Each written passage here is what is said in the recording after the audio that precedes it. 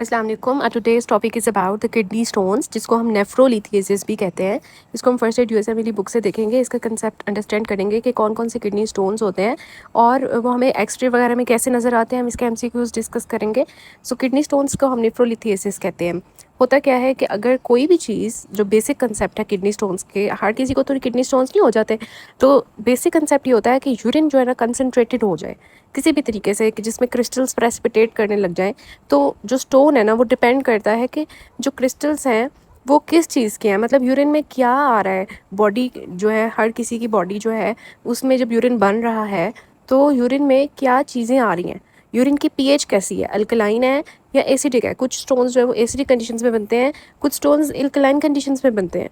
और यूरिन में क्या आ रहा है, मतलब यूरिन में हाई ऑक्जेलेट तो नहीं आ रहा, यूरिन में हाई चीज़ें तो नहीं आ रही, कि कोई चीज़ बहुत ज़्यादा हाई आ रही हो, ठीक है। और इन्फेक्शन तो नहीं है यूरिन में, जैसे प्रोटीएज होता है, हमने देखा था प्रोटीएज ऑर्गेनिज्म का कि वो इन्फेक्शन कॉज करता है, तो फिर क्या होता है कि वहाँ पे वाइट स्टोन्स बन जाते हैं। तो ये 3 चीज़ों पे स्टोन्स डिपेंड करते हैं, पीएच पे, यूरिन में क्या आ रहा है, और यूरिन में कोई इन्फेक्शन तो नहीं है। सो किडनी स्टोन्स को जो है, उसका बेसिक आइडिया यही है कि अगर यूरिन में कोई सब्सटेंसेस हैं वो बहुत ज़्यादा कंसनट्रेटेड है, मतलब पानी के मुकाबले में जब भी सॉल्यूट्स ज़्यादा होंगे ना, आप एक पानी कप में लो ना, तो उसमें आप 10 चम्मच चीनी के डालो, कितना को डिज़ोल्व होगी। एक वक्त आएगा कि वो नीचे बैठने लग जाएगी, उसके प्रेसिपिटेट्स नीचे बैठने लग जाएंगे, वो उसके अंदर डिज़ोल्व नहीं होगी। इसी तरह यूरिन में जब बहुत ज़्यादा कंसनट्रेटेड चीज़ें आने लग जाएँ, सोल्यूट्स बहुत ज़्यादा आने लग जाएँ, तो वो प्रेसिपिटेट करके क्रिस्टल्स बना देता है।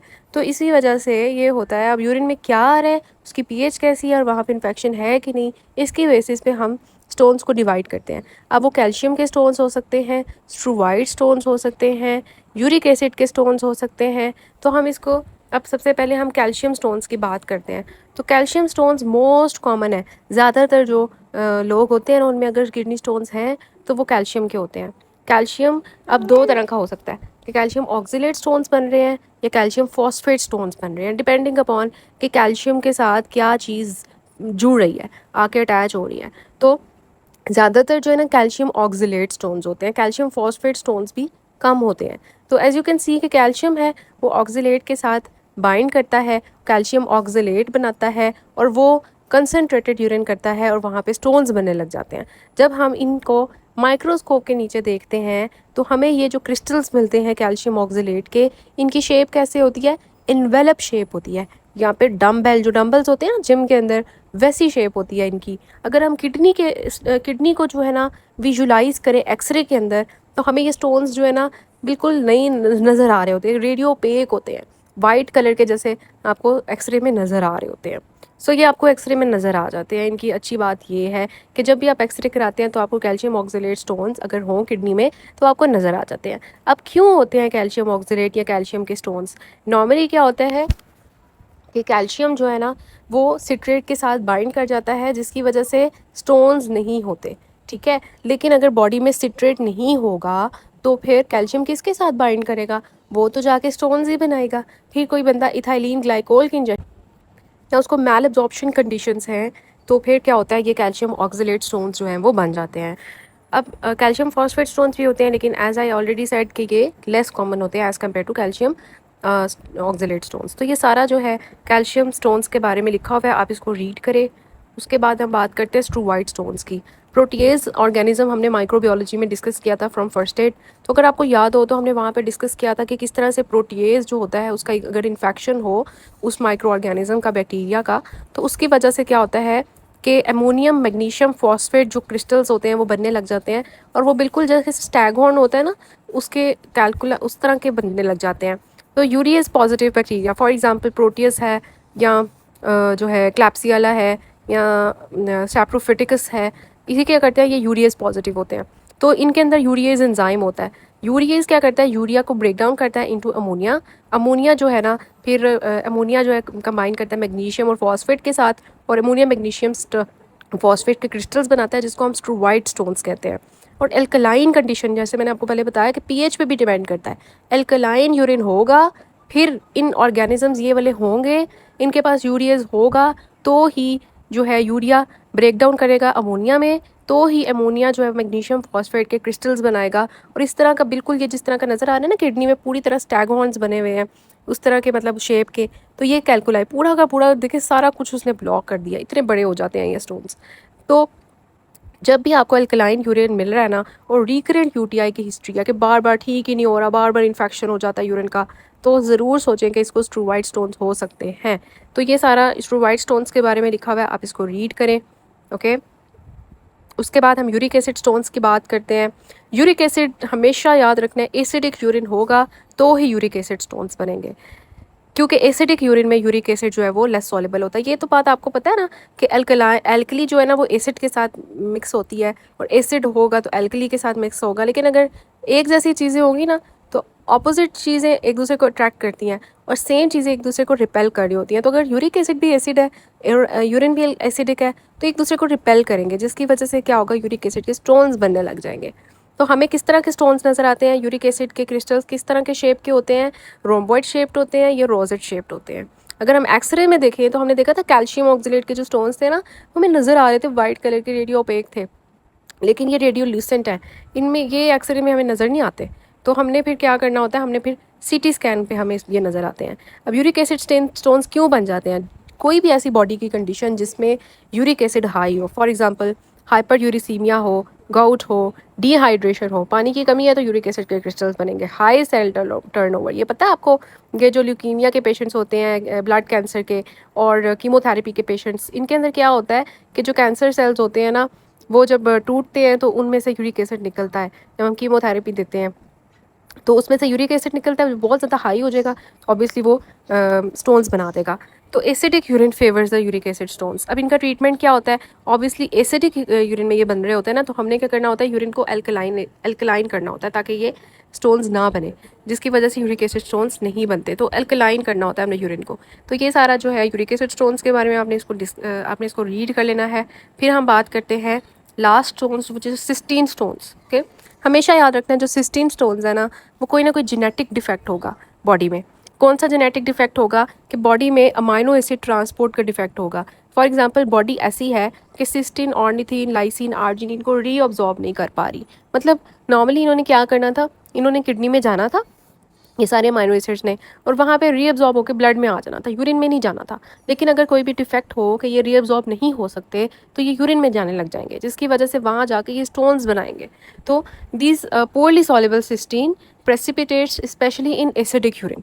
तो सिस्टीन जो है ना वो एसिडिक यूरिन में, अब आपको समझ आ रही है कि जो हमारे कैल्शियम स्टोन्स थे वो अल्कलाइन यूरिन के अंदर थे, फिर uric acid stones acidic urine में थे, और कैल्शियम स्टोन्स की बात कर रही हूँ, वो जो हमारे स्टोन्स थे ना जो स्ट्रूवाइड थे वो अल्कलाइन यूरिन में थे। ठीक है, यूरिक एसिड एसिडिक यूरिन में थे, सिस्टीन स्टोन्स जो थे वो भी एसिडिक यूरिन में बन रहे हैं। तो पीएच का देखिए कैसा रोल है, पीएच पे ही डिपेंड करता है। पीएच अगर इस तरह की होगी फेवरेबल फिर ये स्टोन्स बनेंगे। तो सिस्टीन जो है ना ये एसिडिक यूरिन में होती है, और मोस्टली क्योंकि ये जेनेटिक है ना तो हर जेनेटिक चीज़ जो है ना वो चाइल्डहुड में ही स्टार्ट होती है, और रीकर भी करते हैं ये, ऑब्वियसली जेनेटिक चीज़ है तो उसने तो बार बार ही बनना है। अब ये हमें किस शेप के नज़र आते हैं, हेक्सागोनल। समझ आ रही है शेप्स की कि किस तरह से डिफ़र कर रहे हैं। कैल्शियम की शेप्स क्या थी, फिर हमने देखा कि स्ट्रोवाइड की शेप कैसी थी, यूरिक एसिड वाले स्टोन्स की शेप कैसी थी, और अब हमारे आ जाते हैं ये सिस्टीन स्टोन्स हेक्सागोनल शेप के होते हैं, और ये जो है ना रेडियो ओपेक होते हैं, ये भी आपको नज़र आ जाते हैं एक्सरे पे जैसे हमारे कैल्शियम वाले थे। तो इसका ट्रीटमेंट क्या होगा, क्योंकि ये एसिडिक यूरिन में बन रहे हैं तो हमने यूरिन को अल्कलाइन करना होता है, हमने चिलेटिंग एजेंट्स देने होते हैं। ओके, तो सिस्टीन स्टोन्स के बारे में ये सब कुछ लिखा हुआ है, आपने इनको देख लेना है। ये सारी समराइज दोबारा से है कि calcium oxalate and phosphate stones most common है, और इसमें क्या होता है कि कब बनते हैं, जब सिट्रेट का लेवल हाई हो, लो हो, तब ये बनते हैं, रेडियो ओपेक होते हैं। ओके, तो जब सिट्रेट नहीं होगा तो कैल्शियम जो है वो हमारा उसके साथ बाइंड नहीं होगा तो वो स्टोन्स बनाने लग जाएगा। किस शेप के थे, एनवेलप शेप, डम्बेल क्रिस्टल्स थे। और रिस्क फैक्टर्स क्या थे, सिट्रेट कम, विटामिन सी ज़्यादा, माइलोअब्जॉर्प्शन। फिर हम स्ट्रोवाइड स्टोन्स की हमने बात की कि ये यूरिएज बैक्टीरिया पॉजिटिव जो होते हैं और एल्कलाइन यूरिन हो तो फिर ये स्ट्रैगॉन कैल्कुलाई बनाते हैं। इसमें वो क्या करते हैं कि प्रोटीएस बैक्टीरिया वगैरह क्या करते हैं, यूरिएज को यूरिएज होता है इनके पास, जिसकी वजह से यूरिया अमोनिया में कन्वर्ट करता है। अमोनिया जो है वो एल्कलाइन कर देता है पीएच को, जिसकी वजह से ये स्टोन्स बन जाते हैं। ठीक है, और रिकरेंट यूटीआईज और एल्कलाइन यूरिन में ये वाले बनते हैं स्ट्रैगॉन कैल्कुलाई। फिर यूरिक एसिड स्टोन्स की हमने बात की, एसिडिक यूरिन में बनते हैं और हाइपर यूरिसीमिया की वजह से बनते हैं। ये हमें एक्सरे में नज़र नहीं आते, हमने इसको सीटी स्कैन में देखना होता है, प्लेन एक्सरे में हमें ये नज़र नहीं आते। किस शेप के होते हैं? रोम्बॉइड, रोजेट शेप्ड होते हैं। ओके, और इसके कॉजेज़ क्या है? Gout, dehydration, high cell turnover, chemotherapy, leukaemia, hyperuricaemia, इन सब में ये यूरिक एसिड स्टोन्स बनते हैं। फिर सिस्टीन स्टोन्स जो है वो हेरिडिटरी जेनेटिक कंडीशन है जिसमें अमाइनो एसिड ट्रांसपोर्ट इफेक्ट होता है, ये भी हमें एक्सरे में नज़र आ जाते हैं। हेक्सागोनल शेप्ड होते हैं और इसमें क्या होता है कि ये भी एसिडिक यूरिन में बन रहे होते हैं, तो हमने अल्कलाइन करना होता है यूरिन को। ये समराइज़ किया हुआ सारा, ये आपने समरी देख लेनी है, वही हमने चीज़ें, और ये टेबल भी है जिसमें आप टेबल की फॉर्म में सारे जो है ना स्टोन्स को डिफ़र कर सकते हैं। अब हम इसका देखिए, फर्स्ट एड बुक है यूएस एमिली, यहाँ से आपने इन सब को रीड कर लेना है। ठीक है, पेज नंबर 617 है रीनल पैथोलॉजी, उसमें आपने ये कैल्शियम स्टोन्स देखे। ओके, और ये सारा हमने डिस्कस कर दिया। अब देखिए कैल्शियम स्टोन्स जो है ना उनका जो ये 80% केसेस में होते हैं, और हमने इसके कॉजेज़ देखे, और malabsorption for example Crohn's disease में ये हो जाते हैं। ठीक है, जब सिस्टीन विटामिन सी बहुत ज़्यादा हो जाए बॉडी में, या एथाइलिन ग्लाइकोल हम ले लें, ठीक है, या सिट्रेट का लेवल कम हो जाए बॉडी में। ठीक है, और ये भी जो है एसिडिक पीएच में ये बनते हैं कैल्शियम स्टोन्स। ठीक है, ट्रीटमेंट क्या होता है कैल्शियम स्टोन्स का? थायाजाइड, सिट्रेट, लो सोडियम डाइट। ठीक है, कैल्शियम फॉस्फेट स्टोन्स जो होते हैं ना ये वेज शेप्ड होते हैं, और ये हम इनका ट्रीटमेंट क्या है? Low sodium diet and thiazides. Ammonium magnesium phosphate के बारे में हमने डिस्कस किया, इसमें हमने जो है स्टोन्स को सर्जिकली रिमूव करना होता है, और हमने जो है रेडियो इरेडिकेशन करनी होती है इन्फेक्शन की, क्योंकि यूटीआईज की वजह से स्टोन्स बन रहे हैं। यूरिक एसिड का ट्रीटमेंट क्या है? यूरिक एसिड स्टोन्स का कि हमने एलोप्यूरिनॉल देना होता है, जिसमें यूरिक एसिड को हम कम कर रहे होते हैं और यूरिन को अल्कलाइन कर रहे होते हैं। और सिस्टीन के जो स्टोन्स होते हैं उसमें कोला आपने याद रखना है, कोला इसका जो निमोनिक है, ऑर्निथिन, लाइसिन, आर्जिनिन, ठीक है, और सिस्टीन, इन सब का जो है ना डिफेक्ट होता है माइनो इनकी ट्रांसपोर्ट का। ट्रीटमेंट क्या है सिस्टीन स्टोन्स का? Low sodium diet, alkalinisation of the urine, chelating agents for example tiopronin, penicillamine if refractory. तो ये देखिए ज़रा, आपको ये स्टोन्स नज़र आ रहे हैं ए वाले, ये देखिए ये आपके हैं कैल्शियम स्टोन्स। ठीक है, कैल्शियम स्टोन्स जो है ना ए, इनकी पिक्चर आप देखें बिल्कुल इन्वेलप शेप्ड या डम्बेल शेप्ड है। फिर ये आपको बी में स्टैगॉन कैल्कुलाई नज़र आ रहा होगा, सी में रोम्बॉइड क्रिस्टल्स नज़र आ रहे हैं यूरिक एसिड के स्टोन्स, और हेक्सागोनल जो शेप के स्टोन्स हैं ये आपके आ जाते हैं सिस्टीन स्टोन्स। ठीक है, तो ये देखें कितने अच्छे उन्होंने बना के दिए हुए हैं। अब इसका एमसीक्यू डिस्कस करते हैं जी। 35 years old women presents with recurrent kidney stones. Lab में हमने देखा कि उसको ऑक्जेल यूरिया, मतलब उसकी बॉडी में ऑक्जेलिक एसिड का लेवल ज़्यादा है। कौन से फूड्स हैं जो उसको रिस्क पे और उसको नहीं लेने चाहिए? तो कौन से हैं? स्पिनिच नहीं लेना चाहिए, क्योंकि स्पिनिच में ऑक्जेलिक एसिड बहुत ज़्यादा होता है। ठीक है, और देखिए अब ऑक्जेलिक एसिड हाई होगा तो कैल्शियम ऑक्जेलेट स्टोन्स बनेंगे। अब सोचने वाली बात है कि जी उसको कैल्शियम भी तो कम लेना चाहिए ना, कैल्शियम के स्टोन्स बन रहे हैं। नहीं, ये बात नहीं करनी। हमेशा मरीज़ को ये नहीं कहना कि आपने कैल्शियम कम लेना है, आपने ऑक्जेलिक एसिड वाली चीज़ें कम लेनी है, क्योंकि क्या होता है कैल्शियम अगर ना हो ना तो ऑक्जेलिक एसिड ज़्यादा एब्जॉर्ब होने लग जाएगा। ठीक है, जिसकी वजह से जो है वो ऑक्जेलिक एसिड जो है ना वो ज़्यादा एब्जॉर्ब होने लग जाएगा और वो स्टोन्स करेगा। लेकिन अगर कैल्शियम जो है ज़्यादा होगा, मतलब बॉडी में, मतलब मॉडरेट अमाउंट में, तो वो कैल्शियम ऑक्जेलिक एसिड के साथ बाइंड करेगा, उसको एब्जॉर्ब नहीं होने देगा। तो ये बात बहुत इंपॉर्टेंट है कि कैल्शियम को कम नहीं करना, आपने ऑक्जेलिक एसिड को कम करना है जिसने जाकर स्टोन्स बना रहा है।